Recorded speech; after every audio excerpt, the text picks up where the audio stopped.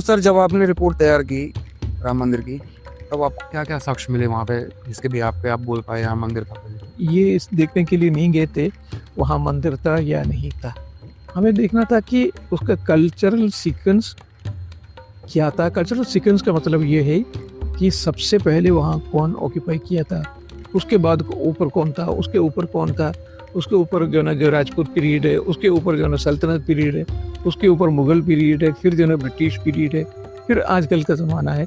तो ये सब जो ना कल्चरल सीक्वेंस कहते हैं, वो देखने के लिए गए थे। लेकिन जब मस्जिद का जो वेस्टर्न साइड और सदर्न साइड जब एक्सकवेशन किया, तो वहाँ से जो ना बहुत सारे जो ना पहले वो मिला जो पिलर्स थे, जिसके ऊपर जो मस्जिद का वो जो पिलर्स जो रखा था, ओरिजिनली वो मंदिर का पिलर्स थे, तो वो 12 पिलर्स थे वो उस टाइम में मिले। तो वो उस टाइम में पहले मिला। फिर जब खोदा तो खोदने के टाइम में जो ना वो पिलर्स खड़े करने के लिए जो पिलर बेस रहता था, वो पिलर बेस मिला। फिर कई जो हिंदू गॉड्स एंड गॉडेसेस का जो उस टाइम में टेराकोटा का मिट्टी का बनाया हुआ जो मूर्तियाँ मिलना शुरू हो गई, बहुत सारी चीज़ें मिली। और उसी के बेसिस पे लाल साहब ने ये कहा था कि हाँ, there was a temple. Sir, वो जो अवशेष निकले थे वो कितने पुराने थे? ये सब जो ना उस ज़माने में जो हम लोगों को जो मिला था वो 12वीं शताब्दी का था, 12वीं शताब्दी का। मतलब बहुत पृथ्वीराज चौहान के कंपनी। हाँ, पृथ्वीराज के थोड़ा सा पहले का भी है।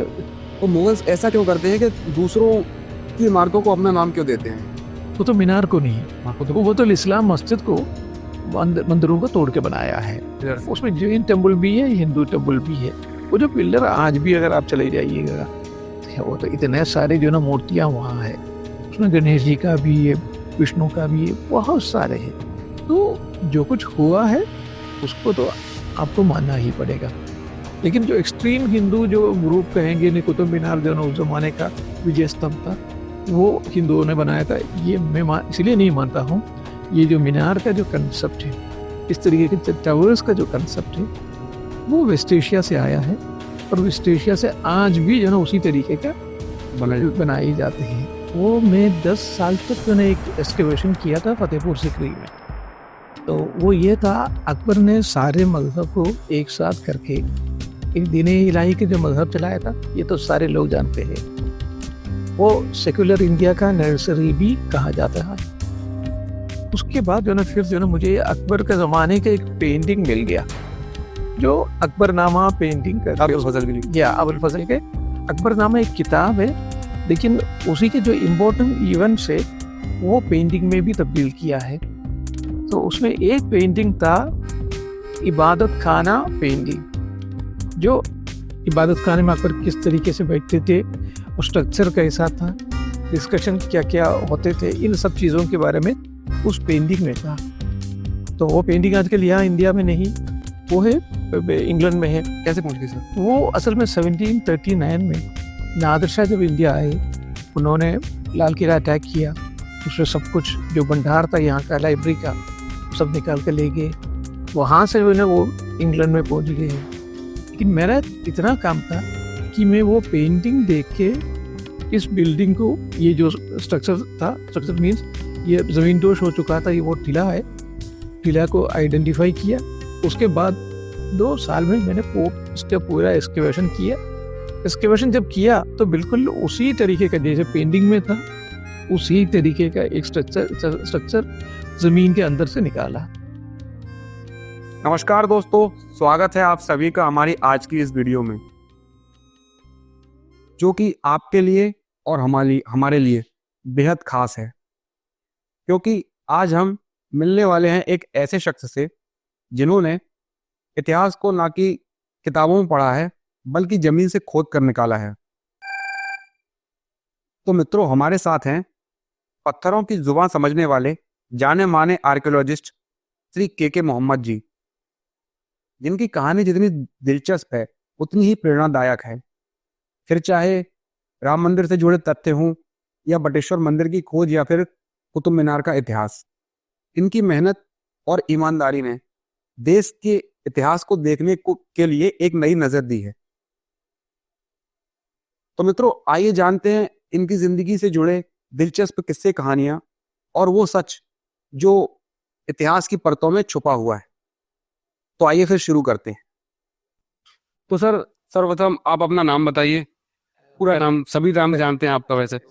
वैसे नाम मेरा के मोहम्मद है, लेकिन जो पूरा नाम अगर पूछेंगे वो मलयालम में है। तो जब मैं मलयालम पूरा बताएंगे तो आप हंसेंगे नहीं। नहीं। या वो करिंगमण्ण कुഴിയിൽ मोहम्मद, ये मेरा नाम है। वो करिंगमण्ण जो है ना, वो हमारा जो एरिया है, जिस एरिया से मैं आता हूँ उसी के बारे में है। और नाम है वो तो सिर्फ मोहम्मद है, इतना ही है। मैं केरला के रहने वाला हूँ। केरला में भी एक शहर है कैलिकट, जहाँ वास्को डी गामा जब भारत आए थे पहली बार, उन्होंने वही आया था। और वहां पर भी एक उस जमाने का एक तहसील है, कोडुवल्ली कहते हैं। मैं वहीं के रहने वाला हूँ, लेकिन मेरा कर्म मंडल जो ना पूरा नॉर्थ इंडिया रहा। जी। कभी भी वहीं केरला में मेरा कभी पोस्टिंग हुआ नहीं। मैंने कोशिश भी किया, लेकिन उसके बाद भी नहीं हो पाया। तो सर, ऐसी किसी रिसर्च के बारे में बताइए जो आपके जीवन के लिए सबसे चुनौतीपूर्ण हो और जिसको करने में आपको काफी समय लगा हो। वो मैं 10 साल तक जो ने एक एक्सकवेशन किया था फतेहपुर सिकरी में।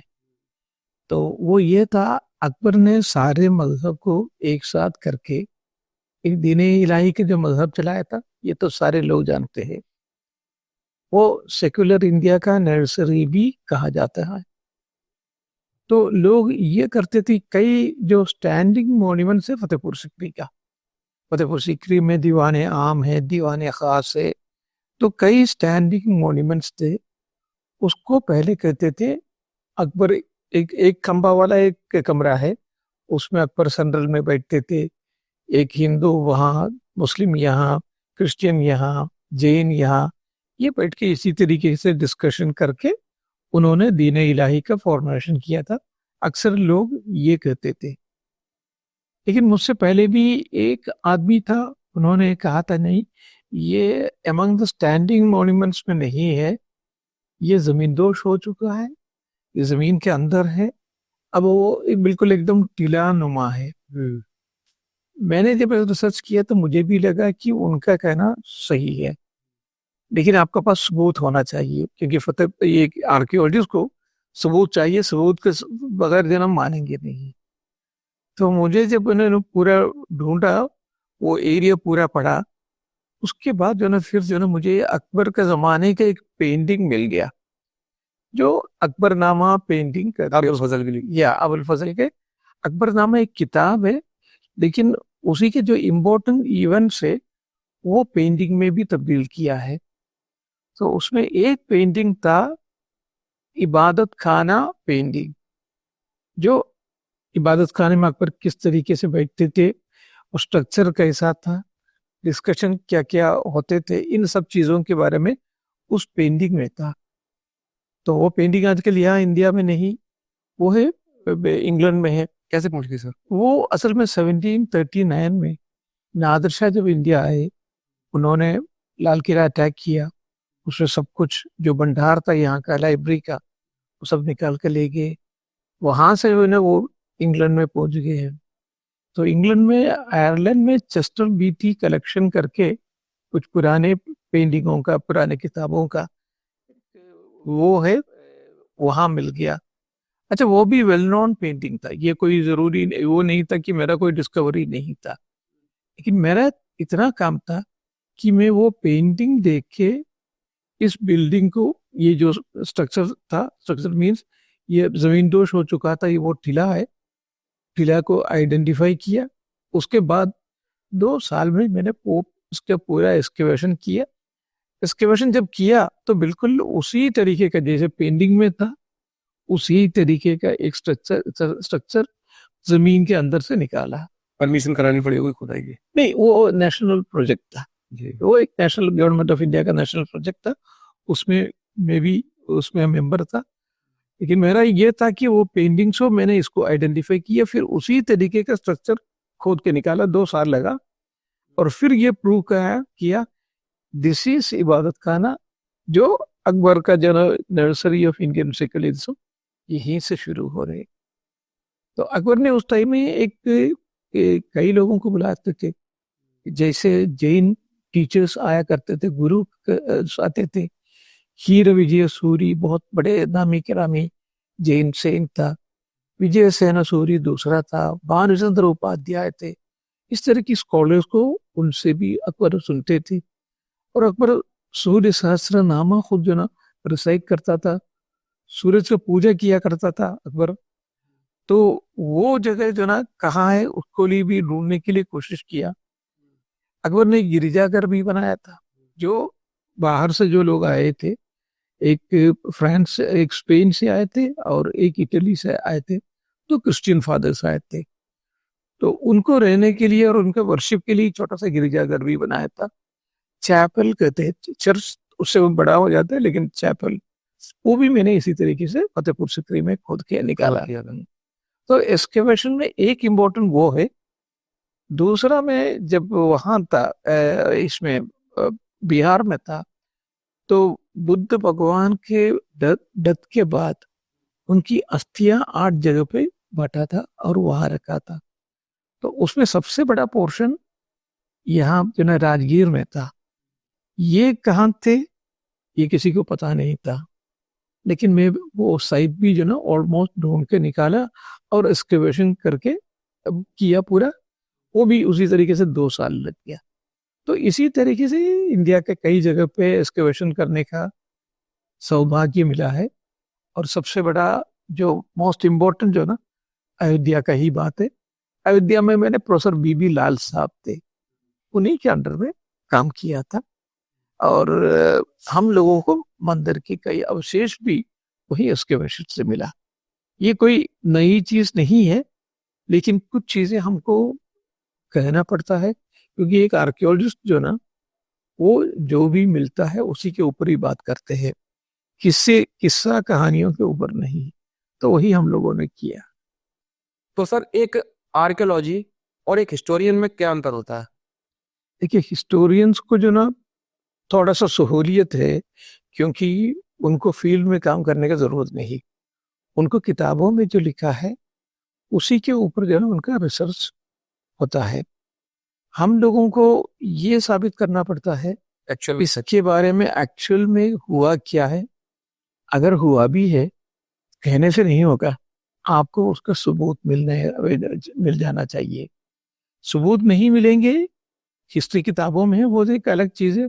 उसका एक लिमिटेशन है। उस लिमिटेशन को जब पार करेंगे तो वो आर्कियोलॉजी बनेगा। फॉर एग्जाम्पल, जैसे इबादत खाने के बारे में मैंने कहा, तो जब तक इबादत खाने का स्ट्रक्चर नहीं मिलेगा तो आर्कियोलॉजिस्ट का काम पूरा नहीं होगा। अयोध्या के बारे में, राम मंदिर था लोग कहते थे, लेकिन आपके पास सबूत कहाँ है? वो जब हम लोगों ने एक्सकवेशन किया तो वो सबूत मिला। तो आर्कियोलॉजिस्ट और हिस्टोरियन में मेनली फर्क ये है, उनका काम बहुत इंपॉर्टेंट है। बहुत सारी चीजें हम लोग उनके ऊपर भी डिपेंड करते हैं, और बहुत सारे कामों के लिए अच्छे हिस्टोरियंस जो ना वो आर्कियोलॉजी के ऊपर भी डिपेंड करते हैं। इंपॉर्टेंट आर्कियोलॉजिस्ट ज्यादा है सर। ये तो खैर तो आपकी आप जिस तरीके से देखते हैं, मुझसे पूछेंगे तो मैं वही कहूँगा, लेकिन हिस्टोरियन से पूछेंगे वो दूसरा कहेंगे। लेकिन मैं हमेशा कहता हूँ, दोनों की जो ना एक इक्वल जुडिशियस मिक्सिंग होना चाहिए, एक दूसरे के ऊपर डिपेंड करना चाहिए, तभी ये ना मुकम्मल होगा। पर बात तो सर तथ्य से ही साबित होती है ना। हाँ, बिल्कुल बिल्कुल बिल्कुल बिल्कुल। ये डिसीजन आप लोग लेंगे, हम लोग नहीं लेंगे। हम जो ना बस कहेंगे ये हिस्ट्री ये कहते हैं, आर्कियोलॉजिस्ट ये कहते हैं, मुझे लगता है ये सही है, अब डिसीजन आप ले ली। सर पहली बार अयोध्या जाना कब हुआ? मैं पहली बार गया था ये जो एक्सकेवेशन के लिए 1976-77 में। जो प्रोफेसर बीबी लाल साहब थे, बहुत बड़े नामी गिरामी हिस्टोरियन भी है, आर्कियोलॉजिस्ट भी है। तो उनकी टीम में थे हम लोग एक्सकेवेशन करने के लिए जो गए थे। और वो ये नहीं कि जो ना आजकल की जो हिस्टोरियंस और आर्कियोलॉजिस्ट जो ना जिस तरीके से डिस्कशन करते हैं उस तरीके से नहीं है। वो तो बहुत ही सुलझे हुए। हाँ, अगर एविडेंसेस दिखाएंगे तो हम मानेंगे, नहीं है तो हम नहीं मानेंगे। रिलीजन का कोई कनेक्शन नहीं है। उस तरीके के जो ना पुराने जमाने का आर्कियोलॉजिस्ट थे, तो वो बिल्कुल ऋषि जैसे है। तो ऐसे लोग मिलना बहुत मुश्किल है। तो हमने उन्हीं के अंडर में ही गुरु गुरु उन्हीं के अंडर में ही फील्ड आर्कियोलॉजी सीखा था। और वो इंडिपेंडेंस जो है ना, हम लोग ये नहीं कि या कम्युनिस्ट हिस्टोरियन के साथ चले जाए, ये नहीं है कि जन एक्सट्रीम मुस्लिम या एक्सट्रीम हिंदू या एक्सट्रीम मार्क्सिस्ट वाले जो ग्रुप है, इन लोगों के साथ हम लोग जाते नहीं है। हम एक बिल्कुल जो महात्मा बुद्धा का जो मार्ग है, मध्य मार्ग, उसी को चुनते हैं। Nothing with extremism. अक्सर लोग जो ना मुझे कभी कभी ब्रैकेट करने के लिए कोशिश करते हैं, आप उनके साथ थे, आप इनके साथ थे। मैं कहता हूँ भाई, हम लोगों का इंडिपेंडेंट रास्ता है। गलती वो कहेंगे तभी कहेंगे, और गलती ये करेंगे ये भी कहेंगे। तो हम लोग जो ना इंडिपेंडेंट लाइन है, और वो आर्कियोलॉजिस्ट का लाइन। एंड ज्यादातर आर्कियोलॉजिस्ट जो ना वही अपहोल्ड करते हैं। एक्सेप्ट इक्का दुक्का जो है ना आपको दूसरे टाइप के मिल जाएंगे, अदरवाइज आर्कियोलॉजिस्ट हमेशा जो है ना अपना independent judicious line keep up करते हैं। तो सर, जब आपने रिपोर्ट तैयार की राम मंदिर की, तब आपको क्या क्या साक्ष्य मिले वहां पे, जिसके भी आप पे आप बोल पाए यहाँ मंदिर था पहले? ये असल में जो रिपोर्ट तैयार किया वो लाल साहब ने रिपोर्ट किया तैयार किया है। हम लोग जो उसका टीम में थे, तो जो भी फैक्टर्स जो ना देखेंगे, जैसे हम लोगों ने मंदिर वो ये देखने के लिए नहीं गए थे वहां मंदिर था या नहीं था। हमें देखना था कि उसका कल्चरल सीक्वेंस क्या था। कल्चरल सीक्वेंस का मतलब ये है कि सबसे पहले वहां कौन ऑक्यूपाई किया था, उसके बाद ऊपर कौन था, उसके ऊपर कौन था, उसके ऊपर जो ना जो राजपूत पीरियड है, उसके ऊपर जो ना सल्तनत पीरियड है, उसके ऊपर मुगल पीरियड है, फिर जो ना ब्रिटिश पीरियड है, फिर आजकल का जमाना है। तो ये सब जो ना कल्चरल सीक्वेंस कहते हैं, वो देखने के लिए गए थे। लेकिन जब मस्जिद का जो वेस्टर्न साइड और सदर्न साइड जब एक्सकवेशन किया, तो वहां से जो ना बहुत सारे जो ना पहले वो मिला जो पिलर्स थे, जिसके ऊपर जो मस्जिद का वो जो पिलर्स जो रखा था, ओरिजिनली वो मंदिर का पिलर्स थे। तो वो 12 पिलर्स थे वो उस टाइम में मिले। तो वो उस टाइम में पहले मिला। फिर जब खोदा, तो खोदने के टाइम में जो ना वो पिलर्स खड़े करने के लिए जो पिलर बेस रहता था, वो पिलर बेस मिला। फिर कई जो हिंदू गॉड्स एंड गॉडेसेस का जो उस टाइम में टेराकोटा का मिट्टी का बनाया हुआ जो मूर्तियां मिलना शुरू हो गया। तो अगर मस्जिद है, आपको मूर्ति कहीं कभी भी नहीं मिलेंगे। तो सर, वो क्या अंदर पूरा बंद कर दिया था, नहीं, कुछ प्लास्टर वगैरह कर कुछ दिया? टूटा हुआ था, कुछ बंद किया हुआ था। तो ये इसी तरीके से ना कई चीजें निकलना शुरू हो गया। तब हम लोग कितने अंदर की थी सर खुदाई? ये वो तो खैर तो उस टाइम में जो ना ये जिस वन जो लेयर है, हम लोग को जो ना 19th लेयर तक जो ना खोदना पड़ा। और वो जहां तक जाते हैं हम लोग जो ना वर्जिन सॉयल कहते हैं। जिस टाइम में जो ना यहाँ वहाँ कोई भी नहीं रहता था, वहां तक एक्सकवेशन किया, बहुत सारी चीजें मिली। और उसी के बेसिस पे लाल साहब ने ये कहा था कि हाँ, देयर वाज ए टेम्पल। तो फिर वो एक पॉलिटिकल इश्यू बना। जब हम लोगों ने खुदाई किया तो पॉलिटिकल इश्यू नहीं था, तो उसमें उस नतीजे पे पहुंचा। मेरा कंट्रीब्यूशन सिर्फ इतना है, मेरे जैसे और भी आर्कियोलॉजिस्ट थे खोदने में। हाँ, मैंने ये 1990 में 1990 में एक स्टेटमेंट दिया, वो भी लाल साहब को। जब कम्युनिस्ट हिस्टोरियन ने, अलीगढ़ का और जेएनयू का हिस्टोरियन है, वो पहले अखबार में चले गया। उन लोगों ने कहा Lal professor Lal has excavated that place, लेकिन मंदिरों का कोई अवशेष उनको नहीं मिला, तो इसलिए मुसलमानों को उनको देने की जरूरत, हिंदुओं को देने की जरूरत नहीं। ये गलती मार्क्सिस्ट हिस्टोरियन ने पहले किया, तो लाल साहब को डिफेंड करना पड़ा। उस टाइम में मैं मद्रास में था, पोस्टेड था। तो मैंने उनके सपोर्ट में ये कहा कि I was the only Muslim who had participated in the excavation. मैं अकेला मुस्लिम था जो एक्सकवेशन में पार्टिसिपेट किया। लाल साहब को बहुत सारे मंदिर के अवशेष मिला। उसके लिए मैं खुद जो ना मैं उस साइड में था। और ये जो कम्युनिस्ट हिस्टोरियंस जो कहते हैं उनको नहीं मिला है, ये टोटली गलत है। क्योंकि इन लोगों ने कभी भी एक्सकवेशन में पार्टिसिपेट नहीं किया, पार्टिसिपेट करना छोड़ दीजिए। कभी जब एक्सकवेशन चल रहे थे उन लोगों ने कभी उस साइट को विजिट नहीं किया, और वो भी छोड़ दीजिए। बाद में कहीं साइट विजिट किया, वो भी नहीं किया। तो ये टोटली झूठ बोल रहा है। ये बयान मैंने उस टाइम में 1990 में इंडियन एक्सप्रेस में दिया, 15 दिसंबर में। वो उनके सारे एडिशन में आया। मैंने सोचा, क्योंकि इन लोगों का प्रेस कनेक्शन बहुत ज्यादा था उस जमाने में, मार्क्सिस्ट पार्टियों का। मैंने सोचा ये मेरे ऊपर अटैक करेंगे, लेकिन उनके पास कोई सबूत ही नहीं था।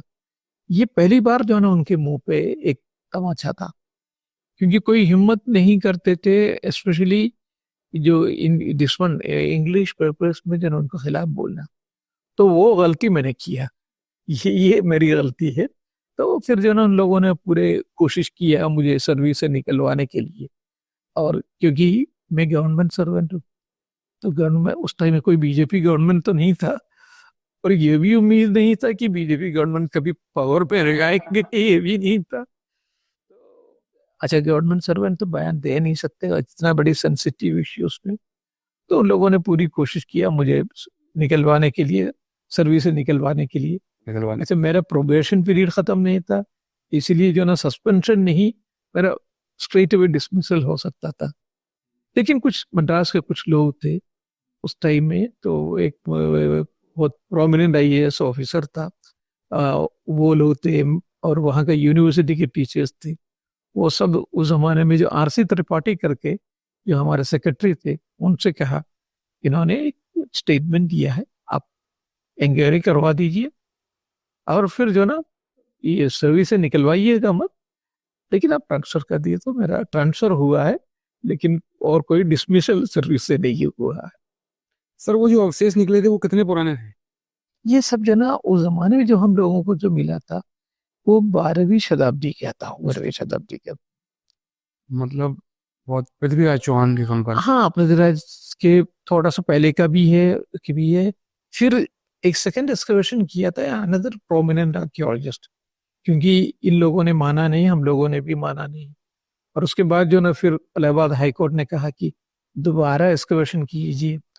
तो दोबारा एक्सकवेशन करने के लिए that was doctor B R Mani, and he is a very seasoned archaeologist, जैसे लाल साहब का, जैसे जो ना वन स्टेप लोअर कहिए, तो इतना बड़ा आर्कियोलॉजिस्ट था। And now he is the director general and the vice chancellor of national museum का है। तो उनके अंडर में ये जब बहुत प्रोमिनेंटली जो ना अच्छा उस एक्सकवेशन के लिए ये करने के लिए, सुपरवाइज करने के लिए, उन लोगों का वक्फ कमेटी का, वो जो वक्फ बोर्ड है, उनका पूरा लॉयर्स भी थे, जजेस भी थे, सारे लोग जो ना वहाँ थे। तो उसमें बहुत सारी चीजें और मिला। हमको तो 12 पिलर का अवशेष मिला था, उनको 90 से ज्यादा पिलर्स के जो ना मंदिरों का पिलर्स का अवशेष मिला। और वो कई इंस्क्रिप्शंस मिले, कई स्कल्पचर्स मिले जो मंदिरों से अवशेष जो ना। कहाँ कहाँ खोदाई हुई थी सर? तो पूरे जो मस्जिद की जो है चारों तरफ जो ना वही एक्सकवेशन किया, एक्सेप्ट जो राम लल्ला का जो मूर्ति यहाँ थे उसको छू नहीं सकते थे, बाकी सारी चीजें एक्सकवेशन किया है। एंड वो उसी की वजह से जो ना ऑनरेबल सुप्रीम कोर्ट ने ये डिसीजन लिया, क्योंकि वहां एक मंदिर था, और इसमें जो ना जो सही हकदार है वो है मंदिर। और वो डिसीजन बहुत ही बैलेंसिंग डिसीजन था, क्योंकि मुसलमानों का क्लेम सिर्फ ये था कि 2.74 एकड़ के लिए था, उनको उसके बदले में 5 एकड़ का जमीन दे दिया। और उसके अलावा जो ना मुसलमानों को ये सोचना चाहिए, मैंने अपना इसमें स्टेटमेंट में ये भी कहा था, मुसलमान को जितना मक्का और मदीना इम्पोर्टेंट है, जितना हॉली प्लेस है, उसमें उतना ही एक हिंदू के लिए ये हॉली प्लेस है। मुसलमान को एक मस्जिद चाहिए, कहीं पर भी बना सकते हैं, लेकिन हिंदू जो जन्म स्थान है वो इधर से वहां दूसरी जगह पे हटा नहीं सकता है। तो हमको ये चीजें समझना चाहिए मुसलमानों को, और मुसलमानों को तो विलिंगली हैंड ओवर कर देना चाहिए। ये भी मैंने स्टेटमेंट दिया था। सर और ये चीज कैसे प्रूफ होती है कि राम मंदिर में ही भगवान उनका जन्म हुआ था, राम भगवान का? देखिए, ये सब जो विश्वास के वो हम लोग जो डिसाइड किया? हम लोग जो ना उसमें जाते नहीं है। कैसे डिसाइड, कैसे? नहीं, वो एक आर्कियोलॉजिस्ट जो ना, क्योंकि पैदाइश वही हुआ था, ये इन सब चीजों में हम लोग नहीं जाते। हाँ, उस जमाने का मंदिर था, ये देखना पड़ेगा। और बाकी जो इसके हमारा तो सिर्फ ये था कि ये मस्जिद के पहले मंदिर था, इस इश्यू में। अदरवाइज जो ना हमको ये जो ना कल्चरल सीक्वेंस है वो एक अलग इश्यू है। इस मसले पे ये था कि यहाँ का पहले ये मस्जिद जो बाबर ने जो बनाया है उसके पहले मंदिर था या नहीं, हम तो उतने ही कहते हैं। बाकी जो विश्वास के काम है, जो रिलीजन, हाँ वो विश्वास तो हर रिलीजन में, इस्लाम में भी है, हिंदुइज्म में भी है, क्रिश्चियनिटी में भी, बुद्धिज्म में भी, जैनिज्म में, इन सब चीजों में जो ना हम लोग जाते नहीं है। जहां तक आपका अकल कहेंगे उतना सबूत मिलेंगे उतना मानिएगा। बाकी अगर आप विश्वासी है तो ठीक है, नहीं है तो नहीं है। मैं बहुत ज्यादा विश्वासी नहीं हूँ। कुतुब मीनार में भी आपने कुछ रिसर्च की? हाँ, कुतुब मीनार क्या, कुतुब मीनार है, कुतुब मीनार के आसपास है, तो आसपास का है कुव्वतुल इस्लाम मस्जिद कर, वहां पर भी इसी तरीके के मंदिर के अवशेषों से बनाया है कुव्वतुल इस्लाम मस्जिद। लेकिन जो एक्सट्रीम हिंदू जो ग्रुप कहेंगे ने कुतुब मीनार जो ना उस जमाने का विजय स्तंभ था, वो हिंदुओं ने बनाया था, ये मैं इसलिए नहीं मानता हूँ। ये जो मीनार का जो कंसेप्ट है, इस तरीके के टावर्स का जो कंसेप्ट है, वो वेस्ट एशिया से आया है, और वेस्ट एशिया से आज भी जो ना उसी तरीके का बनाए जाते हैं। लेकिन क्या कुतुब मीनार को तोड़ के बनाया गया था, मतलब मंदिरों को तोड़ के? कुतुब मीनार को नहीं, हाँ, कुतुब वो तो इस्लाम मस्जिद को मंदिरों को तोड़ के बनाया है। मीनार से। उसमें जैन टेम्पल भी है, हिंदू टेम्पल भी है। वो जो पिलर आज भी अगर आप चले जाइएगा, तो वो तो इतने सारे जो ना मूर्तियां वहां है, उसमें गणेश जी का भी है, विष्णु का भी है, बहुत सारे हैं। तो जो कुछ हुआ है उसको तो आपको मानना ही पड़ेगा। लेकिन कोई ये कहे जो कुतुब मीनार का जो कंसेप्ट है और कुतुब मीनार ने जो बनाया है वो पहले का हिंदू मंदिर है, तो एज एन आर्कियोलॉजिस्ट जो ना, मैं बिलीव नहीं करूंगा, कोई भी आर्कियोलॉजिस्ट उसको मानते भी नहीं है। तो सर, जैसा कि देखा जाता है, आगरा को पहले अग्रवन के नाम से जाना जाता था, और जो लाल किला है वो बादल महल के नाम से जाना था, और बादल राजा ने यहाँ बनवाया था। और ऐसा ही देखेंगे सिकंदरा लोधी, यहाँ आज अकबर का टॉम्ब है, मकबरा है, वहां पहले सिकंदर लोधी का मकबरा था। और जो मरियम टॉम्ब है, वहाँ वो जगह सिकंदर लोधी की बारादरी थी। और ग्वालियर में भी मैंने देखा है, जहाँ जहांगीर महल है, वहां वो महल शेरशाह सूरी ने बनवाया था। तो मुगल्स ऐसा क्यों करते हैं कि दूसरों की इमारतों को अपना नाम क्यों देते हैं? ये क्या नहीं, है? ऐसा नहीं है, क्योंकि वो जो भी किला बनाएंगे वो थोड़ा सा हायर जगह पे बनाएंगे। जैसे आगरा का है जो बादल महल, आपने बिल्कुल सही कहा, ये राजा बादल ने बनाया था, बहुत साल पहले बनाया था। वो जगह का जो इम्पोर्टेंस स्ट्रैटेजिक जगह होगा, वो हमेशा हायर जगह होगा। तो उसी जगह को जो ना उन लोगों ने चुना था। और पानी बढ़िया होना चाहिए, दो चीजें, एक तो स्ट्रैटेजिकली वहां का हायर जगह होना चाहिए, दूसरा पानी अच्छी होना चाहिए। तो ये सब देख के पहले राजाओं ने बनाया था। और बाकी जब मुगल्स जो आए, उन्होंने उसी को ही फतेह करके उन्होंने थोड़ा सा और बड़ा बनाया। मॉडर्नाइजेशन। और शाहजहां जब आए, शाहजहां ने अकबर का कई जो महल है वो तोड़ के उन्होंने अपना जो मार्बल का बनाया।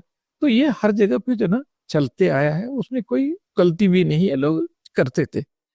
और ये जो ना आपका जो ग्वालियर का जो किला है वो बहुत पहले का है, और वो भी स्ट्रैटेजिक से, हाँ स्ट्रैटेजिक जगह है। नॉर्थ जाना है, साउथ जाना है, आपको कहीं पर भी जाना है, ग्वालियर के थ्रू ही पास होना चाहिए, इतनी स्ट्रैटेजिक जगह है। तो हमेशा जो ना राजपूतों ने भी वही ये बनाया। उसके पहले भी जो जो जैन जो जो लोग थे वो भी वहां रहा रहा करते थे। फिर वहाँ का जो ना जो तोमर लोगों ने उन्होंने भी वही ऑक्यूपाई किया। उसके बाद शेरशाह सूरी ने भी वही, जो बाबर ने भी वही जीता था। तो हर एक का जो कंट्रीब्यूशन है, तो वो लोग इसलिए नहीं है कि उनको तोड़ के जो है बनाया। हाँ, कुछ तोड़ते थे, कुछ बनाते थे, कुछ एक्सपेंशन होते थे। आजकल भी हम भी लोग वही करते थे। जो पुश्तैनी मकान है तो कुछ आपने मरम्मत किया, कुछ तोड़ा, कुछ वो किया। जी, मैंने आपको ये एग्जांपल दिए ना कि दूसरे के बनवाए को अपना नाम दे दिया। नहीं, ऐसा नहीं है, जैसे वो तो शेरशाह सूरी ने बनवाया था वो। हाँ, नहीं, शेरशाह सूरी भी है, सिकंदर लोधी, सिकंदर लोधी का नहीं, वो सब जो ना स्ट्रैटेजिक जगह देखते हैं। जैसे मंदिर का जो देखिएगा वो भी हायर जगह पे करते हैं। तो स्ट्रैटेजी जो ना उनके लिए, जो जो भी राजा महाराजा है, तो वो उसी तरीके से काम करते हैं। और मुगल्स जो है, मैंने एक चीज देखी है मुगल्स इमारतों में, 4 बाग प्रणाली और नदियां बहनी चाहिए उनके उसमें हाँ, महल में। ये वो से वो जन्नत जन्नत, सिंबल सिंबल जन्नत का ताजमहल का भी वही है, बिल्कुल उसी तरीके का है।